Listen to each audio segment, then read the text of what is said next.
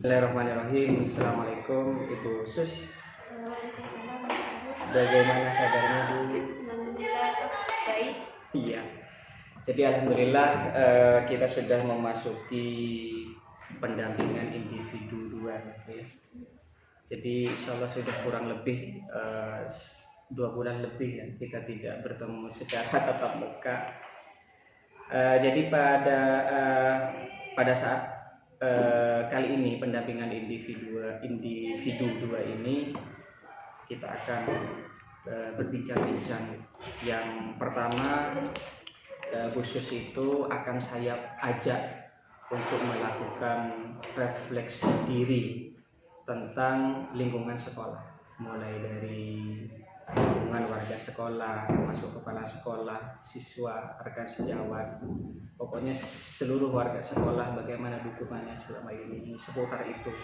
Jadi khusus di sesi pertama ini akan saya ajak untuk melakukan refleksi diri.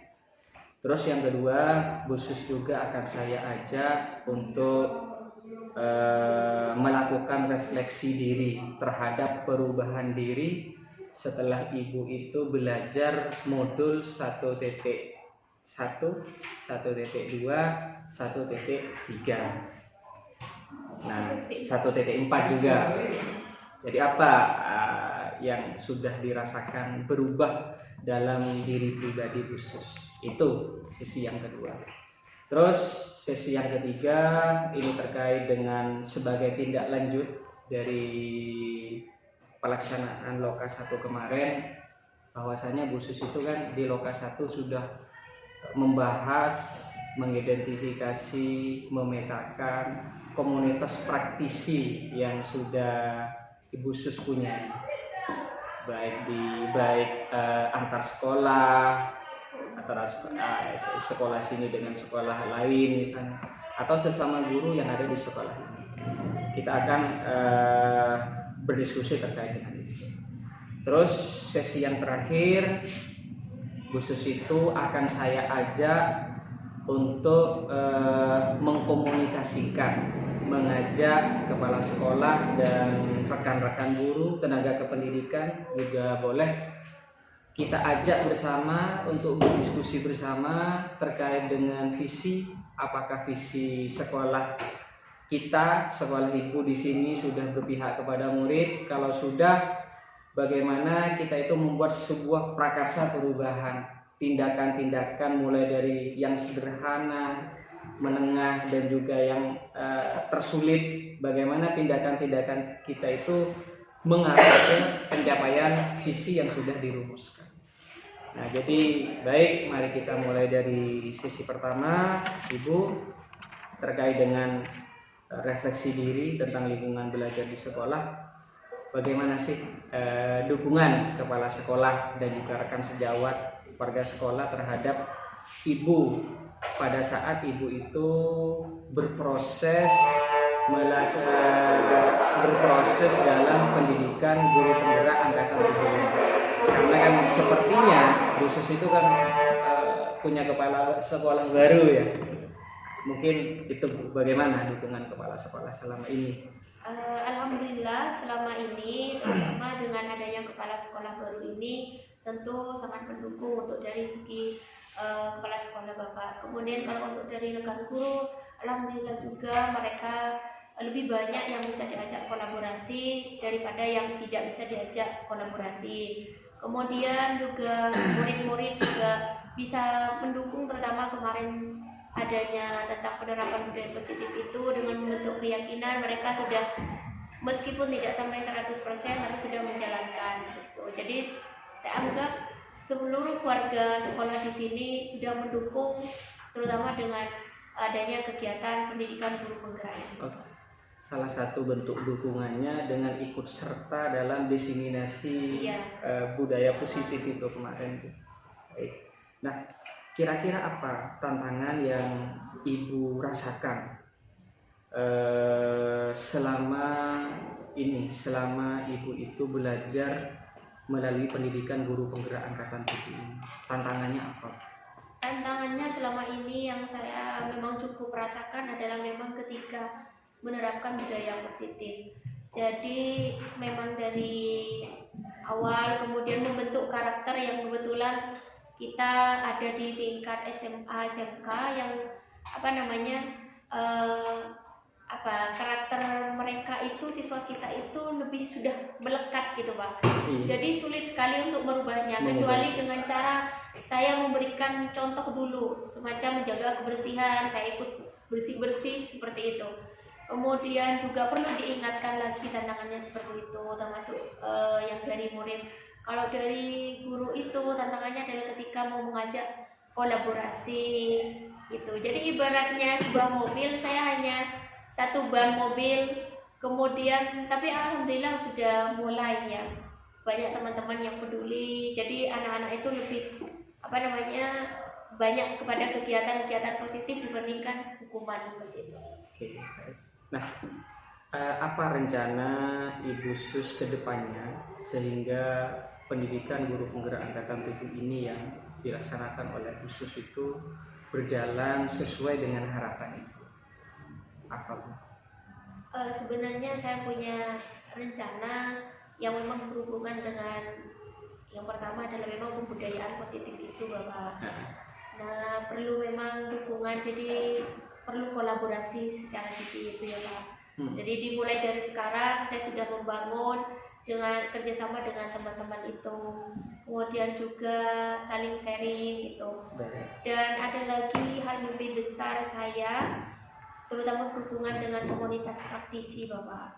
Jadi rencananya saya ingin menghidupkan MGMP Bahasa Indonesia itu yang memang sudah beberapa tahun ini seakan-akan mati suri. Nah kemarin itu ada saran dari anggota yang lainnya, itu saya diminta untuk jadi ketua katanya. Nah saya memang sekarang masih fokus untuk pendidikan guru penggerak. Jadi nanti kalau misalnya sudah ada juga kesempatan untuk belajar dengan teman-teman yang lain MGMP yang sudah aktif meskipun beda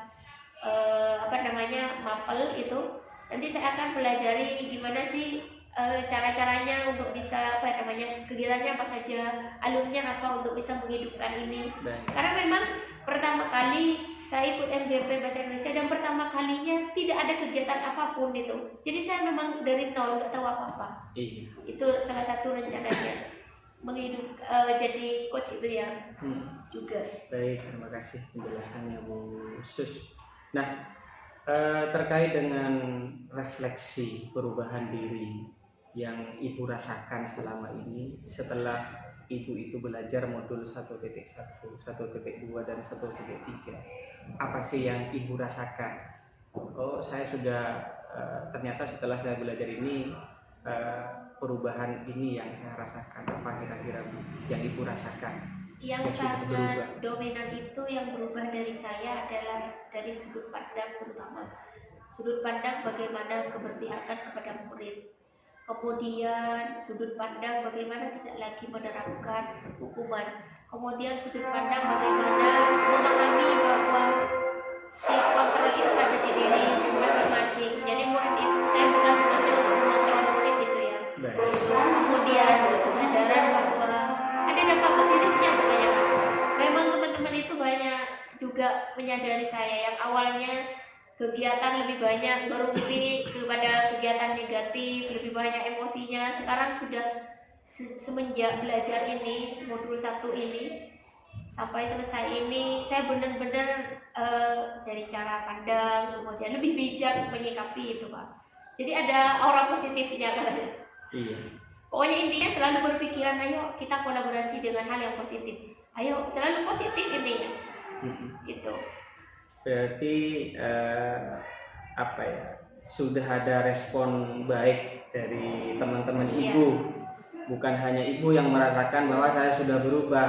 Nah, jadi perubahan yang ada dalam diri Bu Sus itu sudah bisa dibuktikan oleh komentar-komentar rekan-rekan guru. Sudah Bu Sus itu sudah mulai berbeda dari apa? Bahkan sudah ada ketertarikan teman-teman yang lainnya untuk ikut guru penggerak itu. Dengan kegiatan-kegiatan guru penggerak itu. Baik. Nah, setelah Ibu belajar modul-modul itu yang sudah saya sebutkan barusan, menurut Bu Sus itu, menurut Ibu Sus, apa yang sudah baik dan apa yang masih kurang dari apa ya, bisa jadi dari pemahaman misalnya atau bisa dari penerapan. Saya paham ini tapi penerapannya kok agak sulit, gimana Bu? Pasti tentang prakarsa perubahan itu Pak. Jadi untuk menerapkan prakarsa perubahan kemudian dengan merancang kerja itu sudah terancang, tapi untuk merealisasikannya itu sangat sulit, terutama untuk mendukung tercapaian visi itu. Maksudnya tidak semudah itu, karena mungkin pemahaman saya juga dan kebetulan juga keterbatasan saya dalam mengejar juga.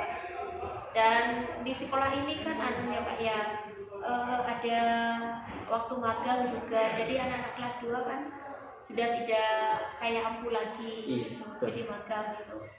Jadi kesulitan untuk menerapkannya lagi. Kalau untuk kelas 1 kan memang saya tidak pegang, jadi untuk menerapkan kelas 1 karena memang saya tidak ampu, jadi agak kesulitan juga itu. Harus lewat wali kelas. Iya. Nah, ini yang tidak kalah penting yang harus kita diskusikan. Sebetulnya sudah Ibu jelaskan barusan terkait dengan komunitas praktisi, merintis atau menumbuhkan komunitas praktisi yang ada di SMK Negeri 1 Padalarang. Nah, kemarin di Loka 1 itu Bu Sus kan sempat mengidentifikasi atau sudah memetakan komunitas praktisi yang sudah Ibu miliki. Nah, apa tantangan Ibu selama ini terhadap komunitas praktisi yang sudah Ibu punya?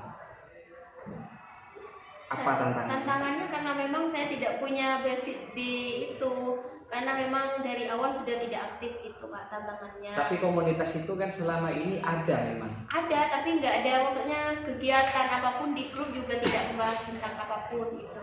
Jadi tantangannya itu saya harus belajar dari nol itu. Kemudian kalau untuk bisa menggerakkan di sini, saya harus berangkat dari MGMP dulu, kemudian juga melihat tantangannya, melihat situasi, mengenali karakter dari masing-masing guru, mana sih yang mau diajak untuk bisa digabung dengan membentuk komunitas gitu Pak. Karena ada yang apatis sekali, sudah nggak usah rawat-rawat Bu, penting ngajar gitu Pak. Itu tantangannya juga, harus mengenal karakter guru dulu Pak. Oke. Nah, selama ini ketika Ibu sudah memahami bahwa komunitas Ibu itu sudah lama vakum, tidak berjalan dengan maksimal misalnya. Ibu itu misalnya sudah mengidentifikasi apa sih yang kurang misalnya. Kira-kira Ibu Sus itu punya strategi apa atau sudah terpikirkan dalam diri Ibu Sus itu untuk merintis atau menumbuh kembangkan komunitas praktisi yang sudah Ibu punya? Strateginya seperti yang sudah saya jelaskan barusan, memang saya perlu belajar dengan seorang figur. Itu saya punya teman sudah ya, saya punya teman dan saya rencananya itu MGP Bahasa Indonesia tapi SMP. Saya lihat kegiatannya ketika diposting itu selalu ada bahas tentang modul, hari ini bahas tentang CP, hari ini tentang ini ya. Jadi saya harus belajar, tapi ke arahnya harusnya kemana MGMP ini, saya harus belajar juga tentang keorganisasian kan itu. Jadi nggak sekedar mengadakan kegiatan, jadi harus banyak belajar pada figur itu. Iya, betul.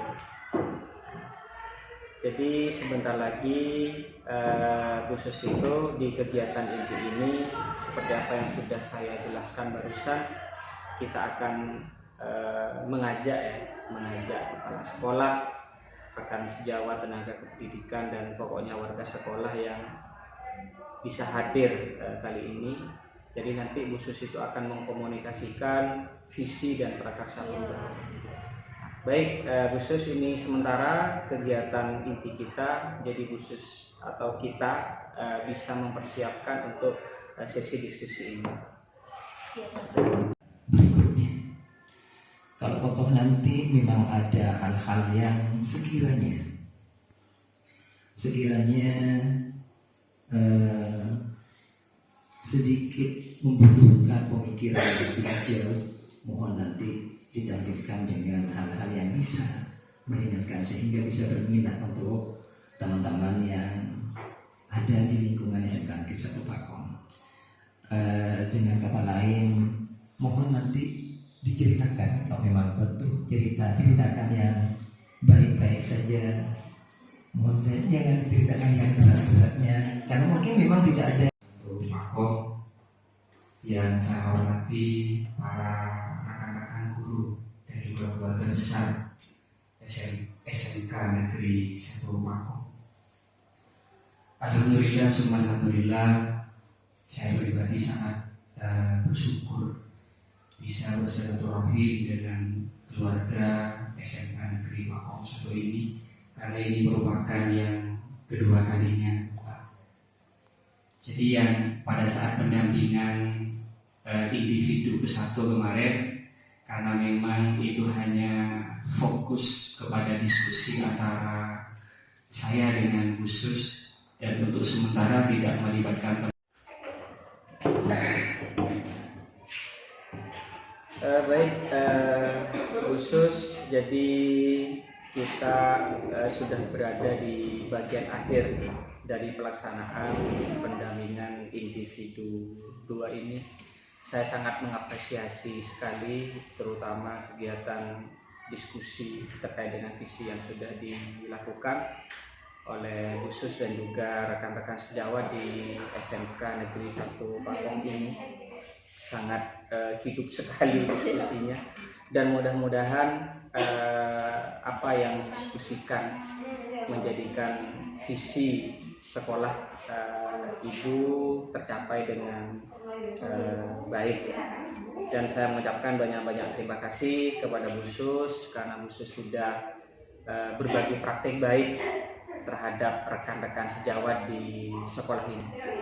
Dan saya juga perlu mengingatkan kepada khusus terkait dengan umpan balik yang kemarin ya. Tapi itu due date-nya masih lama, tapi khusus itu memberikan umpan balik itu boleh kok dari sekarang. Boleh dari sekarang.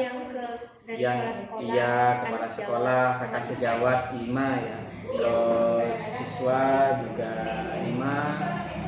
Terus khusus sendiri kan itu ada kan, tidak usah di-scan, tapi ibu cukup didokumentasikan saja. Dan hasil umpan balik itu ibu itu baca, ibu itu refleksikan, kemudian hasil kesimpulan apakah ada kesamaan, ketidaksamaan antara penilaian ibu terhadap diri ibu sendiri, antara umpan balik yang diberikan oleh siswa ke ibu, itu bisa dijadikan bahan refleksi. Kemudian nanti bahan itu ibu simpulkan di LMS minimal 1 minggu sebelum pelaksanaan PI3. Nah, jadi ini ada kaitannya dengan portofolio juga. Tidak masalah juga hasil umpan balik ibu itu baik dari kepala sekolah, siswa, guru dan ibu sendiri, tidak masalah. Scan, kemudian kita dokumentasikan dan kita taruh di lembar portofolio itu. Karena begini, saya melihat kemarin pada saat penyegaran pengajar praktek itu, ternyata penilaian portofolio itu, penilaian kelulusan guru penggerak itu kan 50% dari hasil instruktur, 50% dari PP. Jadi PP itu 50%. Nah, 50%-nya itu dibagi lagi.